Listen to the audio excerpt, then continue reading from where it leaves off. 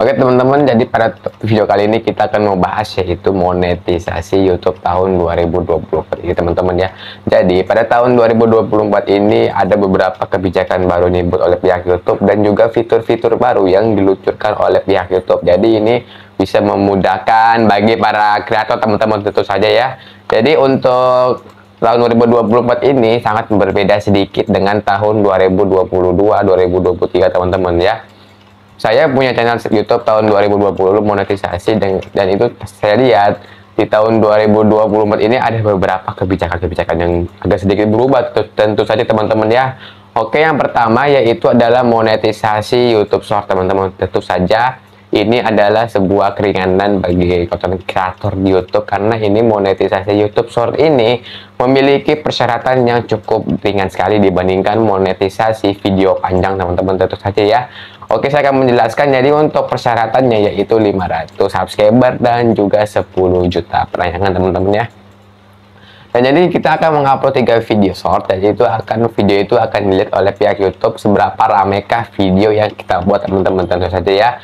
Nah, jadi teman-teman itu akan harus mendapatkan 10 juta penayangan dalam beberapa waktu dan harus mendapatkan 500 subscriber tentu saja teman-teman ya. Bang, kok cuman begini, ntar duitnya dari mana bang? Nah, saya akan menjelaskan kedua yaitu super thanks dan juga langganan teman-teman ya. Jadi super thanks dan langganan ini adalah sebuah fitur yang baru diluncurkan oleh pihak YouTube. Jadi super thanks itu adalah kita memberikan sebuah imbalan atau gift atau berupa ya gift ya, tentu saja seperti yang di TikTok itu. Nanti si penonton itu akan membeli beberapa item dengan harga yang sudah ditentukan di situ. Nanti item tersebut akan diberikan kepada si kreatornya atau si ya youtubernya gitu. Nanti si gift yang dibeli oleh penonton itu akan masuk ke penghasilan kreator tersebut teman-teman. Tentu saja fitur ini mungkin sangat membantu sekali bagi konten-konten kreator teman-teman ya. Oke. Yang kedua adanya langganan teman-teman. Jadi langganan ini adalah fitur di mana channel YouTube kita itu ada tombol langganannya teman-teman ya. Bisa dicek itu ada tombol langganan di situ. Nah, jadi untuk langganan itu ada beberapa paket dan jadi tergantung si kreatornya. Biasanya itu ada 3 paket teman-teman ya di situ. Nah, misalnya paket A harganya berapa, paket B berapa, paket C berapa itu berbeda sekali teman-teman tentu saja ya, karena tergantung sih kebijakan si kreatornya mau bikin berapa paket dan berapa harganya ditentukannya teman-teman ya. Dan benefitnya apa bang ya? Benefitnya tergantung dari si kreatornya. Misalnya ada dapat ini, dapat itu, dapat ini, dapat itu teman-teman ya. Itu berbeda sekali dibandingkan ya fitur super thanks ini. Sebenarnya sih super thanks ini hampir mirip-mirip gift ketika live di TikTok ya teman-teman, seperti itu. Oke. Bang, monetisasi YouTube Short ini kan kecil dong penghasilannya. Nah, besar kecilnya penghasilan YouTube Short itu tergantung dari seberapa banyak super thanks dan juga langganannya pada teman-teman semua ya. Jadi kalau super thanks-nya banyak, penghasilan teman-teman tentu saja akan banyak ya teman-teman, seperti itu. Jadi ini sangat berbeda, dia tidak ada iklannya kayak video biasa gitu. Jadi kalau video biasa kan ada iklan di awal, di tengah, dan di akhir teman-teman ya.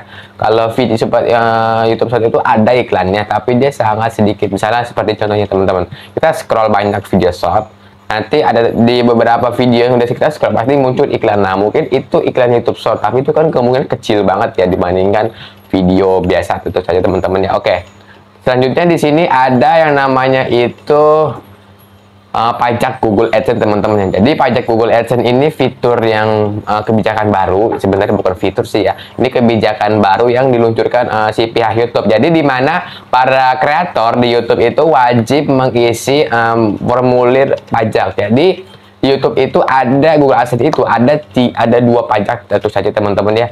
Yang pertama itu ada pajak Amerika Serikat. Jadi ini wajib banget sebenarnya. Pajak Amerika Serikat ini dari dulu ya sudah ada, tapi saya punya saran untuk mengisi pajak teman-teman terlebih dahulu membuat NPWP ya, karena NPWP itu adalah nomor pribadi wajib pajak teman-teman. Teman-teman bisa buat di DJP online-nya, langsung aja teman-teman pergi ke situsnya. Jadi ini fitur yang sangat tentu saja sangat membantu ya dengan menggunakan NPWP. Nah, tentu saja dengan kita menggunakan NPWP teman-teman ya, jadi ini sangat membantu karena untuk pajak yang dipotong itu sekitar 10%.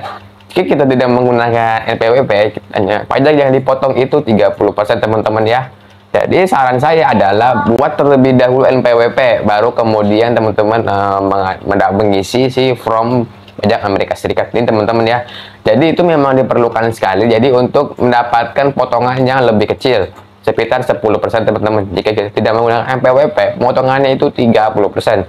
Bang, jadi kita penghasilannya dipotong dong dari pihak YouTube? Enggak. Jadi sebenarnya yang dipotong itu bukan keseluruhan penghasilan YouTube kita teman-teman ya.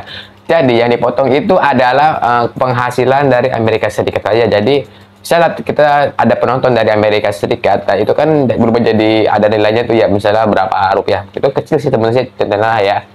Misalnya dari Amerika Serikat 50.000. Nah, itu nanti dipotong. Misalnya kalau teman-teman menggunakan NPWP itu 10%, kalau tidak menggunakan NPWP itu 30% teman-teman. Jadi seperti itu. Nah, itu sih keuntungannya kalau kita menggunakan NPWP, tentu saja teman-teman ya. Jadi yang kedua yaitu adanya pajak Singapura teman-teman. Jadi pajak Singapura ini adalah sebuah kebijakan baru yang dibuat oleh YouTube. Jadi para content creator itu wajib mengisi pajak Singapura teman-teman. Jadi seperti itu. Oke, di sini saya akan melanjutkan yaitu monetisasi YouTube tahun 2024. Nah, jadi untuk monetisasi YouTube tahun 2024 ini sebenarnya hampir sama ya, tidak ada perbedaan dibandingkan tahun-tahun sebelumnya. Tapi kalau tahun 2024 ini kita itu persaingannya itu lebih besar lagi dan lebih ketat lagi teman-teman. Jadi gini, sebenarnya bagus enggaknya video kita tergantung dari alur videonya. Contohnya gini, kita bikin video sederhana, tapi karena isinya daging semua atau isi materinya itu bagus, nggak banyak apa ya, opening-opening yang nggak jelas gitu, itu sebenarnya bagus teman-teman. Jadi yang penting ada 3 aspek. Yang pertama itu ada audionya harus bagus, yang kedua pencahayaan, lightingnya itu kita harus bagus, dan ketiga itu sebenarnya kameranya, jadi kamera movementnya atau posisi kameranya itu. Jadi menurut saya kalau teman-teman itu nggak ada budget, teman-teman bisa utamakan dulu audionya, karena gambar yang jelek atau yang kurang bagus ya, bukan dibilang jelek, kurang bagus, tapi audionya sebening kayak bening banget gitu, kayak yang profesional, itu pasti teman-teman itu penonton itu pasti bakal nonton dibandingkan videonya bagus tapi audionya kurang bagus teman-teman, seperti itu. Nah, jadi itu yang paling penting teman-teman. Jadi ya sederhana aja, kalau misalnya budgetnya belum ada, teman-teman bisa membeli alat yang murah. Teman-teman itu bisa membeli alat yang murah yang banyak di toko-toko online itu banyak teman-teman, seperti tripod, mic. Nah, ini saya menggunakan mic yang murah teman-teman, tentu saja ya. Di sini saya menggunakan mic seharga ya 10.000 lah ya, kurang lebih ya. Ini tuh mic kan panjangnya itu sekitar 90 cm, kalau lah kita ya 90 cm teman-teman, kurang lebih panjangnya. Ini tuh micnya lumayan. Ya, harganya 10.000 dan kualitas audionya yang bisa teman-teman dengarkan. Ini hasil dari mic ini dengan sedikit editan teman-teman ya. Nah, yang kedua adalah isi materinya. Jadi video kita di YouTube itu harus menggunakan isi materi yang bener-bener itu inti semua. Jadi penonton itu nggak bakal kayak ngebosenin, kayak apa sih ini isinya sih nggak jelas gitu, nggak. Teman-teman buat script dulu, tulis dulu poin-poin pentingnya apa, baru teman-teman langsung buat videonya. Oke teman-teman, di sini harus latihan, terus latihan ya untuk belajar lancar ngomong di depan kamera teman-teman ya. Nah, jadi seperti itu. Nah, saya akan menjelaskan yang selanjutnya, yaitu berapa sih gaji YouTube itu. Sebenarnya gaji YouTuber itu sekitar tergantung dari nilai RPM ya. Jadi RPM itu adalah nilai per 1000 view-nya dibayar berapa teman-teman. Kalau semakin lama penonton itu menonton di channel kita, otomatis RPM yang kita dapatkan itu semakin tinggi nilainya. Jadi kalau ada teman-teman itu videonya full nih, tonton sama view sama penonton teman-teman, itu otomatis RPM itu besar teman-teman. Jadi seperti itu ya untuk gaji YouTube teman-teman. Oke, sekian dulu video kali ini. Terima kasih banyak bagi teman-teman yang sudah nonton video ini. Semoga bisa bermanfaat juga untuk teman-teman semua. Sampai jumpa lagi di video selanjutnya.